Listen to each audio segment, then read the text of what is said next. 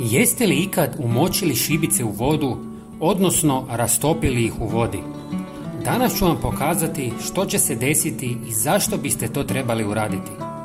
Prvo što vam je potrebno je oko pola litre tople vode i nekoliko šibica.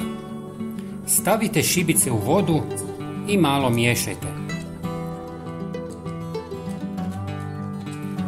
Već nakon 5 minuta glava šibice će se početi topiti, a voda mijenjati boju. I to je ono što smo htjeli postići. Ako želite ubrzati proces, miješajte cijelo vrijeme.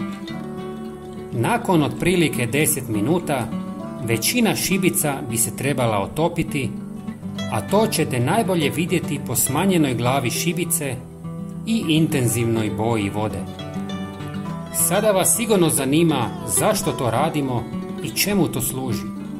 U glavi šibice nalazi se fosfor, sumpor i magnezij, a to su važni sastojci koje možete iskoristiti. Sada možete izvaditi šibice iz vode.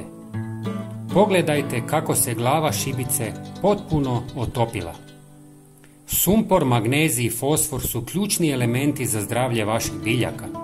Oni doprinose jačanju korijenovog sustava i pomažu u borbi protiv štetočina u tlu.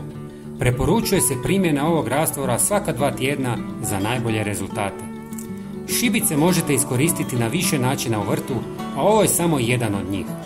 Prijatelji, bilo bi nam drago da podijelite ovaj video sa prijateljima i pretplatite se na naš kanal.